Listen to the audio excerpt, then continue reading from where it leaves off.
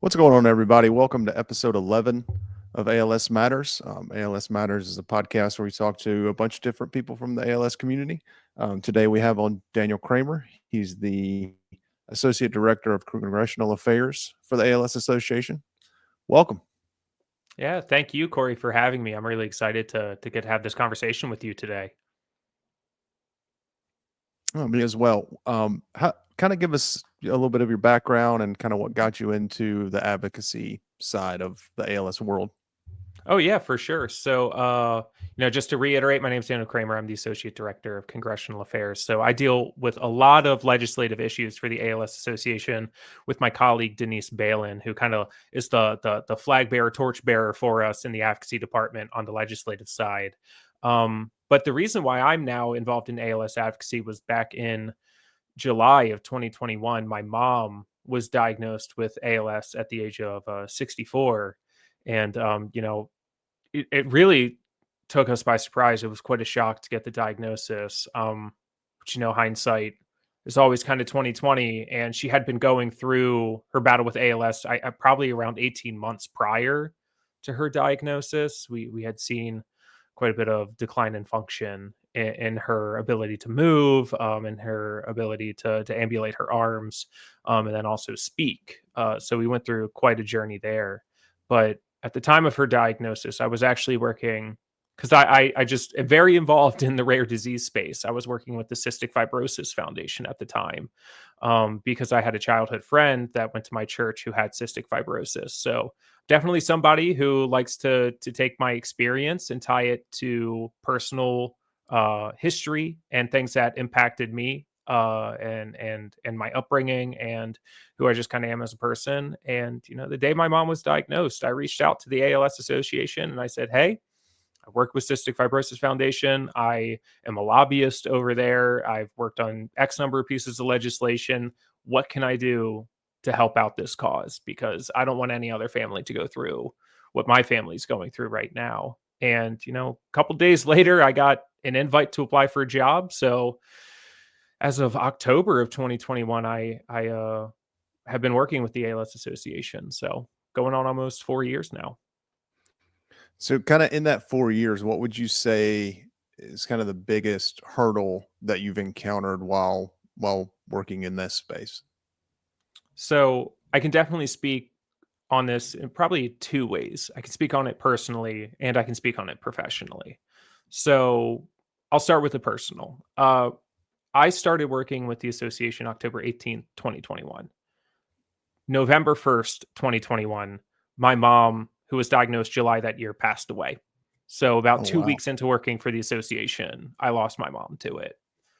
Um, I will say it had been very difficult, and it still continues to be difficult, to work in this space and have to relive that experience that my family went through, day in and day out in the work that I do, and kind of keep myself in that moment.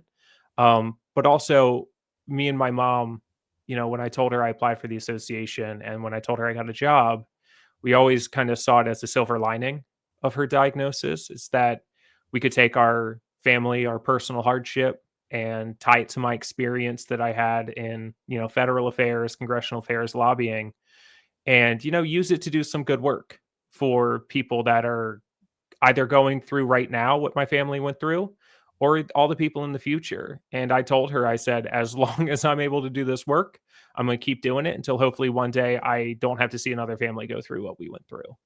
So for me, that's definitely been the personal challenge, has been having to sort of remain in that headspace of, exactly the day to day, what it was like caring for my mom. I was a primary caregiver for those months. And, you know, uh, tying that into these conversations I have with legislators and their staff. I mean, it's very important to have that, human element to it. So personally, there's that.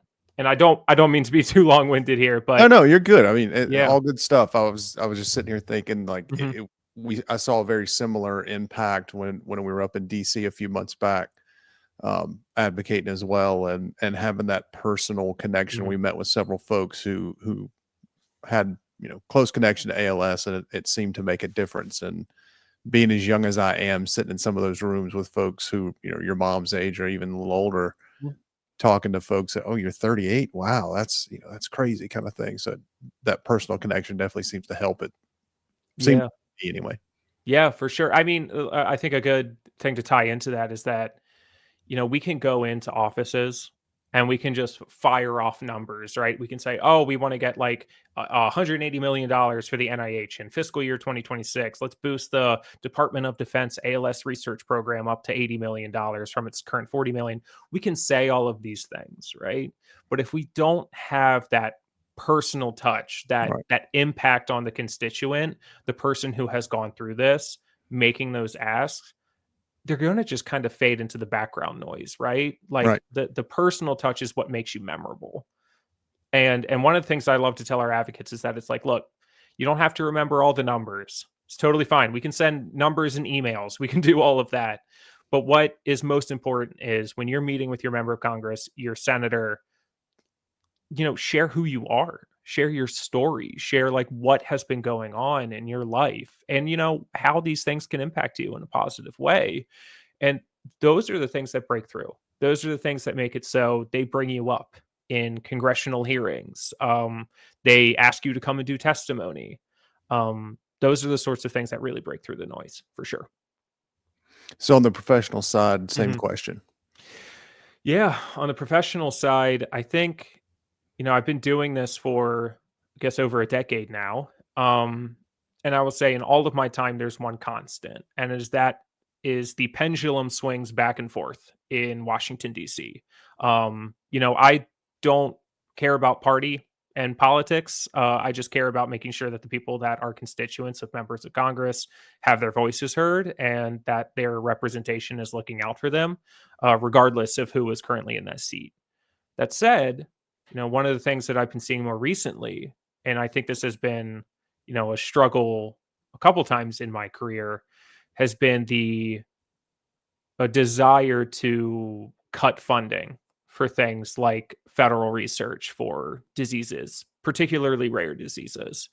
Because rare diseases like ALS, they impact 30,000 people or less, and they don't really get the same headlines as something as like, heart conditions, diabetes, Right. Alzheimer's, like things like that get. So unless we're loud and unless we like really make our voices heard, we can sometimes get lost in the noise.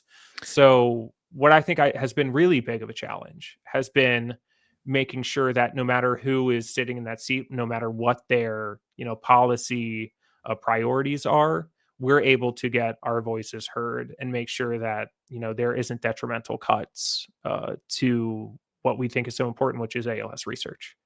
Do you think do you think it's the short prognosis that goes along with ALS that kind of causes that or maybe influences some of that, right? Like why spend, millions of dollars on somebody that's got Mm. 2 to 5 years kind of thing, you know what I mean? Um, hmm. So my you know, optimistic side wants to tell me that nobody's going into a conversation thinking that, right? Right. Like these are people's lives. Life is sacred. We need to make sure that people are taken care of, regardless of what diagnosis they have, what conditions they have. But I will say, I'm not going to name any names, but I have been in meetings where I have been straight asked, how much does this cost? And why would we spend this much money? Right. So it's not like those thoughts don't come into people's heads. And those are the moments that give me a lot of pain because, I think one of the things people misunderstand about ALS is that with this diagnosis, your quality of life has to be so poor, so bad that maybe letting people pass away is the better option, and that's not the case at all. It's not the case at all. Like, I can tell you from my perspective, my mom never lost who she was. After Right. her diagnosis, she was still the same Ann Kramer that did a whole lot for the church, that did everything for her 5 kids. I'm the youngest of 5, by the way, so, I definitely, wasn't like the guinea pig or anything. She knew what she was doing by me, and she kept that going. She kept imparting words of wisdom. She kept wanting to make sure that people were taken care of, even posthumously. She left us a letter that like asked us like to do certain things to make sure that we were good, right? Like, so I think this idea that it costs X number of dollars, therefore maybe we need to say, is it worth it? Is just false. Just false. Yeah. Yeah, I'd agree with that. I mean, I know I've met several people that have lived, 15, 20 Yeah. years with it now. And, you know, being stuck on that 2 to 5 year number that you get in your Google search when you're first diagnosed is kind Yeah. of daunting anyway. And then, ending up having a continued issue, whether it's, breathing or anything like that for 15 years and not Mhm. really having anything that can help you until here recently is, Yeah. kind of, I don't know, it's a big hurdle to jump over from the patient side of things, I feel like sometimes.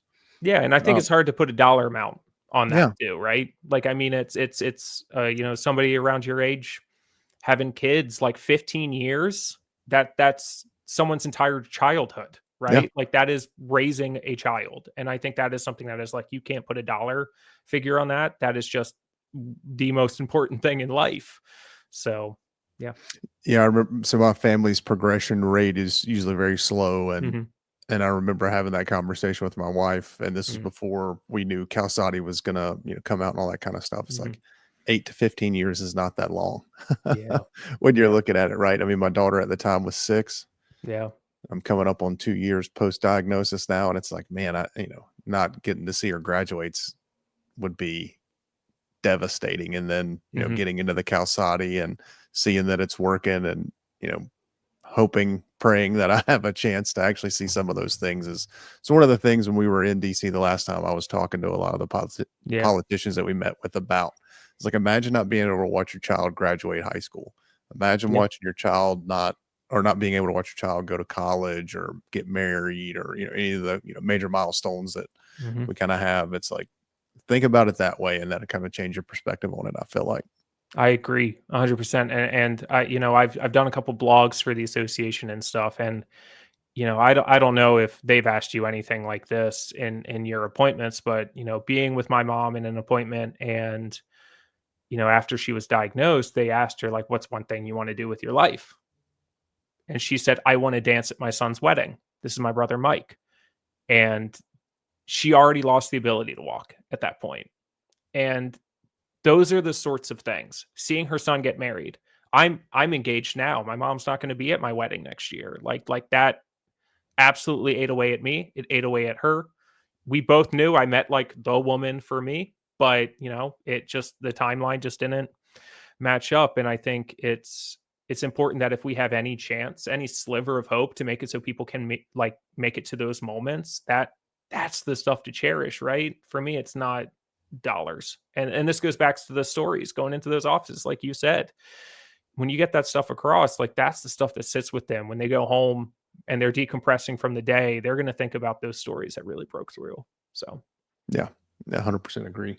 Um, Sorry, I'm gonna have to keep looking over at my notes. I oh, no apologize. problem. Um, Outside of the funding, what are some of Mhm. the other like big issues you see kind of in this advocacy space? Mm. Well, I won't understate. I will continue to say number one is funding through and through. Some of the other things that we're seeing right now is reorganization of federal agencies. So this is kind of connected to funding, but it's not exactly the funding. The current administration is hoping to do some reorganization of NIH and the FDA and the Centers for Disease Control and Prevention. In particular, the last one, the CDC, the administration has sought to just completely cut out the ALS registry and biorepository. I can't understate how important that registry and biorepository is for the future of ALS. It is the only federal funding that is directly towards prevention efforts. Playing sports growing up, obviously everybody's coach told them the best offense is good defense, and it's not dissimilar in the ALS space. If we can identify what causes ALS, if we can identify how to prevent ALS, that is the best way of stopping it in its tracks, right? And on top of that, they have that biorepository. And then biorepository takes, posthumous samples, and researchers that are doing studies on ALS all across the US and even some people abroad need those samples in order to do their research, right? So that's an incredibly important piece of the puzzle, an important piece of the life cycle of ALS research that's under a threat right now. Um, and on top of that, there's a lot of other issues. I could talk for days about issues that we're facing, such as I mean, in that's what we're here for, aviation, man. yeah, yeah, in aviation, veterans issues, because our veterans are more likely to get ALS than civilians are. One of the bills I'm working on right now, I've been working closely with Jan Vasiloff, who lost her husband to ALS, and he was Marine Corps. Um, there is a benefit that people, surviving spouses, surviving family members of personnel, military personnel that passed from ALS can get, and they can get a boosted version of it if their loved one lived with that 100% disabling disease, condition, disability for a period of 8 years. And, Cory, you mentioned the 2 to 5 year earlier in this call, right? Like a lot of people aren't meeting that 8 year Right. requirement for that boosted benefit. And that boosted benefit's like just north of $300 a month, which is like, doesn't sound like a whole lot, but that's like one or two grocery bills Yeah. after inflation, right? That's a car payment. That's all of those things. And we've been working for 8, 9 years now to try and get this legislation through. And it's been a challenge to really try and push stuff through because Congress moves kind of slow. But yeah, there's a whole lot. I don't want to ramble on too long. Oh no, I mean, I think that's kind of the point, right? So kind of in the legislative space, Mhm. what are a few of the kind of large bills that anyone in the ALS community should be aware of or could be aware of that may be coming up in the next sessions? Yeah, so always tying it back to the money, right? So number one, we are in the middle of the appropriation season for fiscal year 2026. So to kind of just give a little bit of background on that, you might have heard in the news about a month ago now, that the federal government passed a budget reconciliation bill, which is to say, here is the amount of funding that we are going to use for fiscal year 2026. This is what we want to do. Um, After that is done, it then triggers the appropriations process, which is where committees all through Congress, appropriations committee and their subcommittees, I should say, have to debate, discuss, and draft appropriations bills that actually give that money to specific issues. Right now, we're in the middle of the appropriation season for Labor, Health, and Human Services, which gives money towards the National Institutes of Health, the NIH, the agriculture bill, which gives money to the Food and Drug Administration, and then the Department of Defense appropriations, which gives money to the ALS research program under the congressionally directed medical research program. We're in the thick of that right now. Actually, I have a positive update that I'm happy to share on this Yeah. call because I don't know if we pushed anything out yet. Maybe before this is posted, we will. But yesterday, even though the House earlier had slashed funds for NIH and slashed funds for CDC, the Senate Appropriations Committee 26-3 rebuked that premise and said, no, we're going to make sure that NIH is funded. Not only are we going to make sure NIH is funded, we're going to boost it by $400 million. And we're not going to allow the restructuring of NIH, and we're going to fund the CDC, right? So that just didn't happen purely out of the goodness of these people's hearts. Right. This is through advocacy. They mention in their debating, in their press releases, that they heard from families, they heard from people that are going through certain diseases, they heard from the rare disease community. ALS was mentioned in particular in that press release. We were a line item saying that like we were worried about this. And that is because of all the work of like our great advocates reaching out to their members of Congress, either through action alerts, like things the ALS Association sends out, or calling up the office, going to visit the office, or writing an op-ed. There's so many different things that you can do. Yeah. But that's the big thing going on right now. No, that's great. I'm glad that some of the work that folks have done is Mhm. actually causing some change. That's for or sure. maybe not change, but increase in funding, which I guess is a change. But yeah, that's great. Glad to hear that. And I'll also say that it's not, we can't stop, right? Right. So Right. because the House didn't do this, the Senate did do this, and we have a bicameral legislator, right? So just because the Senate said it one way and the Right. House said it one way, they have to meet in the middle and then pass a final bill. So in August, right now, they're all back home. They're all back in the districts, and they're taking a break. They're on recess. And I think this is a really crucial time for people that are in the district to go, hey, maybe I can call up my office and maybe I can try and get a meeting with my member of Congress. And maybe I can tell them about, why this funding is so important. And I think since the Senate has said we want to protect this, if people want to reach out to their representative on the House side and say, hey, the Senate has said, we can't cut NIH. We need to protect NIH and the CDC. It's important to me. Here's why. Maybe when we go into those conversations with the Senate and the House, we'll be front of mind for the House members too, and we might meet a piece of legislation that's agreed upon that protects this stuff when it's final. Yeah. There's your call to action. Anyone that's watching. um, what makes advocating important on the state and federal side? Is there a lot of difference there that you've seen in the work you've done so far? Yeah, so I am very much federally focused. So, thinking about it through the federal sense, there's things like making sure that any laws that go through that, affect ALS research funding are protected.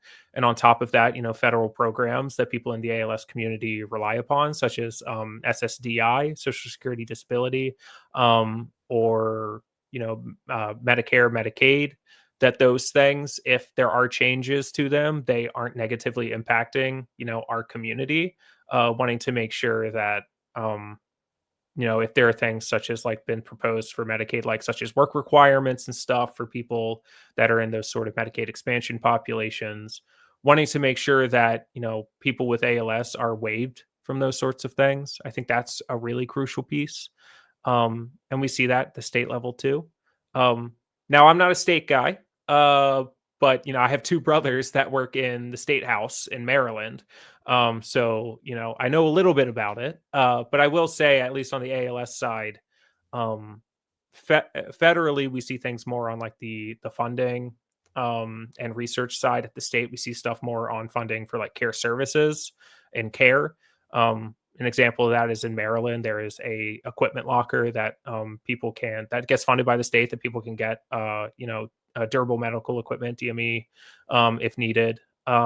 Certain things like that, and also protecting people's ability to get Medicaid, because that has state implications as well. Like the state can pass laws that impact people's ability to grab those things. So I think those are two really important pieces. But I'm sure there's a whole lot more. Maybe one day we can get one. I don't know if we have yet. Maybe we can get one of our state people on here and can tell you a bit Yeah. more about all the great stuff happening in the states. Yeah, absolutely. That'd be awesome. Um, what's one thing you wish anyone that didn't know anything about ALS knew? If you could, data dump any information almost immediately to anyone that, didn't have any background with Hmm. ALS or family members or anything like that, what's something you wish they knew? Hmm. It's hard for me to pick just one. I'll be honest. I think Okay, give me top 3. I'll give you two. How about that? Okay. So first, on the more like objective side of things, ALS is not a one size fits all disease. I think a lot of people lump people living with ALS, into a single category. It is not a homogeneous disease. It is heterogeneous. It presents itself very differently. I mean, the biggest two are obviously familial ALS, and then you have sporadic ALS. One we can trace back and know why people got it. The other one, we're still trying to figure it out. We're still trying to understand the disease to know what these triggers are. It can present itself differently based off limb onset, bulbar onset, those sorts of things. And no one journey is the same as another. There might be similarities between the two, but when I talk about my mom's experience, my family's experience with ALS, I know it's not going to line up with yours, Cory. I know it's not going to line up with anybody else's. Your journey is your journey. If you met one person with ALS, you have met one person with ALS. And I think that that's really important to note, because it is such a um, different disease for, everybody who has it. I think the second thing, though, and this comes from more of a subjective emotional side, is that, my family, when we were going through this, and it came from the goodness of people's hearts, but I don't know if it was exactly helpful, was that I don't think we need or want people to pity the situation. When my mom was diagnosed with ALS, uh, we would obviously have friends come over and family come over and stuff. And I'm sure anybody who's listened to this has gone, through this and will understand what I'm about to say. They kind of gave her that look of, Know that look very well. yeah, they gave her that look. And I don't know if that was necessarily helpful. Don't get me wrong. I think people coming over, having conversations, being there with you, especially people like cooking meals and stuff for my family. We were, as caregivers, we were in it 24/7. Like, we were waking up in the middle of the night. Like, every child knows that their parent is going to pass away at some point. Nobody prepares you for, at least in my instance, I know not everybody feels the same way. In such a traumatic case as what we went through, which was we got a diagnosis and 3 months later she was gone. Yeah. Nothing prepares you for, sorry to get TMI here, but nothing prepares you for having to help your mother get to and from the bathroom, to help your mother clean themselves, to help them with all of these things that they did on their own. And now they have to kind of face their dignity, right? Like, they want to stay dignified through the disease. And I think, independence is such a huge part of that. Which is why there's some great DME and some great stuff coming out that can really help with that.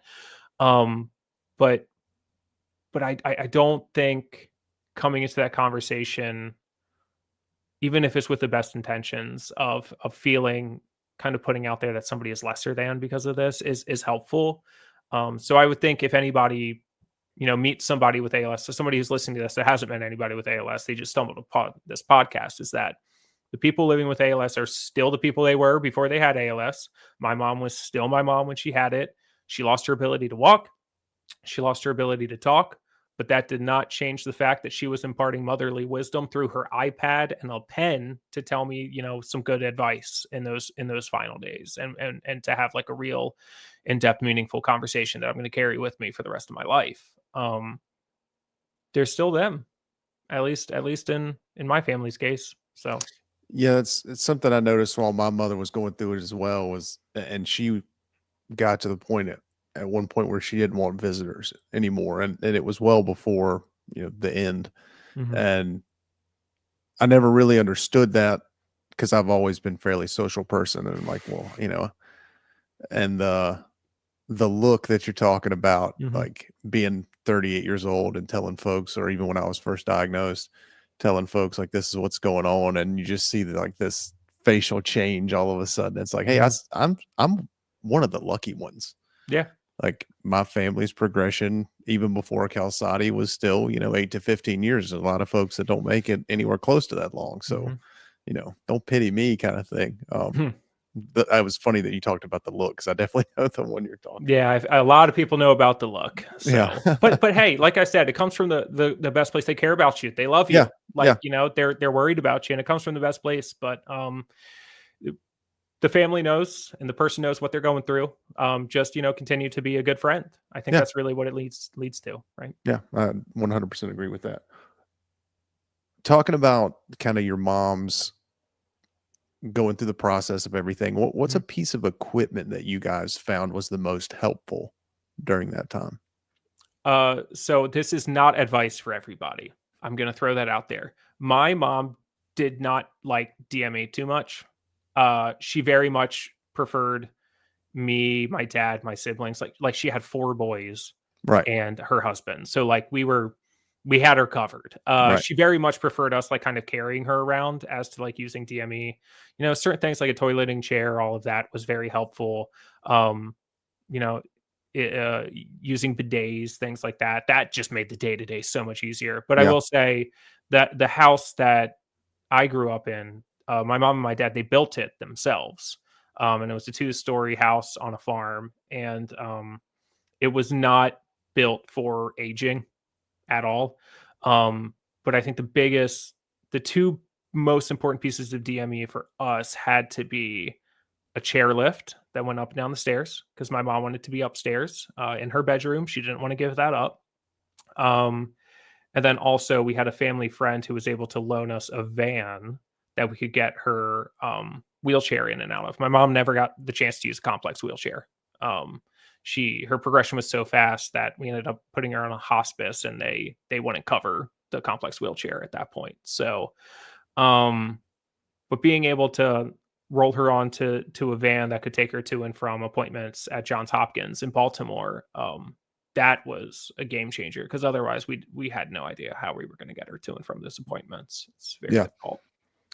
When you're talking about your mom using the iPad and things to Mhm. communicate. Was there a certain app you guys used or something like that?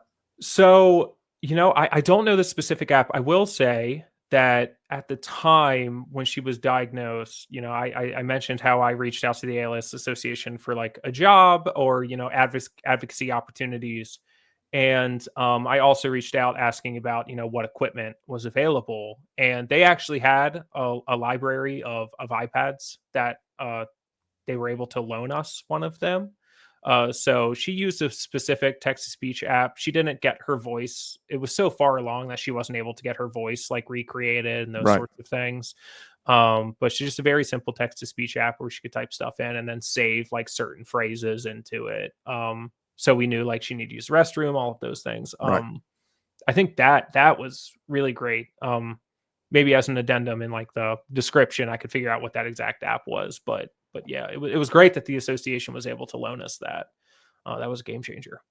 Yeah, and I don't know that a lot of people know that things like that. Well, and maybe they do, maybe they don't. I don't know, but know that there are equipment closets you can go to, and there are companies that have devices that will loan them out and things like Mhm. that. So it's definitely Oh yeah, definitely like look into that. Call up the association, and they'll get you in touch with like a care services person that can let you know what's available around you because oh boy, this stuff's expensive.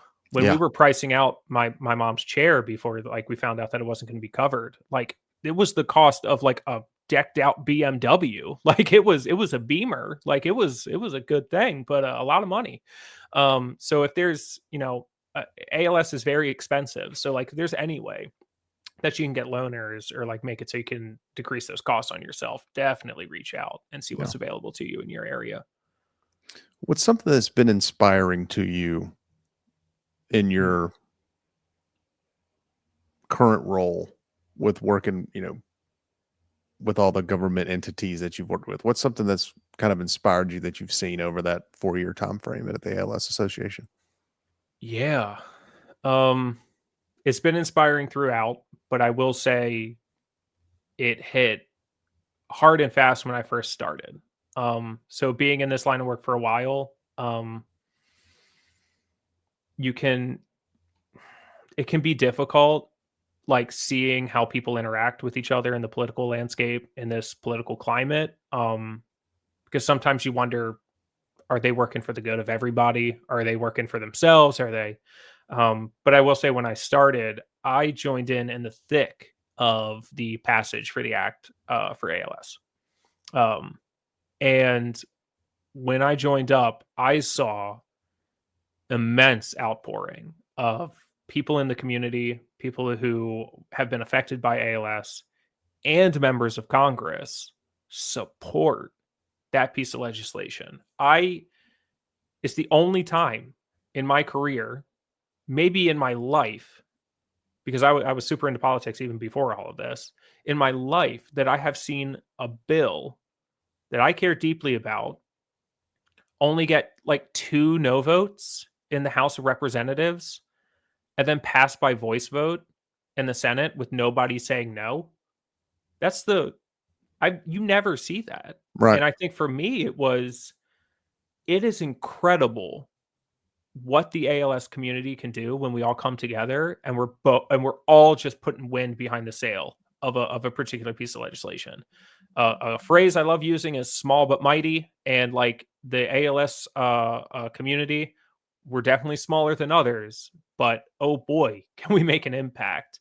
And seeing that happen was just so incredible to me, and it was incredible that even in just the 2 week span I was working at the association, where my mom was still with us, she got to see that. She got to see like I was working on that too. I mean, I'm not saying I did a whole lot with it because I came on late, late on Right. the board of that bill, but she got to see me being a part of that, and I think that was just that lit a fire under me that I that has never gone away, never gone away. That's awesome. What's something that brings you hope when it comes to ALS? People like you, Corey. I'm not gonna lie. I'm not gonna like it's so incredible to me that like when I started, there wasn't really anything, but now there's something. Even Right. if it's only for the familial ALS population, and I'm hoping we can see an extension of like therapies that work for everybody. But the fact that there is something out there for people that can drastically slow, halt, and in some cases I've been hearing can even reverse some of the effects of ALS. I didn't know that would happen so quickly after joining, but, like, when you get that breakthrough, like, and I get to see, someone like you who has a family, who's been diagnosed at a younger age, which is so tragic to me, have this hope, have this ability to, be with us and live, like, such a great, long, healthy life is just it's I don't know how you don't feel hope from that. Like, that's Yeah. that's the embodiment of it. Yeah. Now we've just got to figure out how to accelerate that for everyone else, right?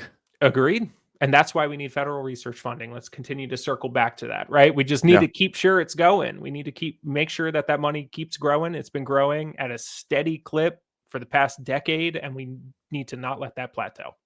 So, No, I definitely agree. Well, Daniel, thank you for your time today. I really do appreciate it. Definitely good stuff. And anyone that's watching, please reach out, like we said earlier, to your local representatives. Make sure that we're pushing this as hard as we can because, like Daniel said, we're not going to get there without the dollars to do the research. I'll make it easier for him too, Corey, real quick. So, Mm, if you're interested in being an advocate, just go to als.org/advocate.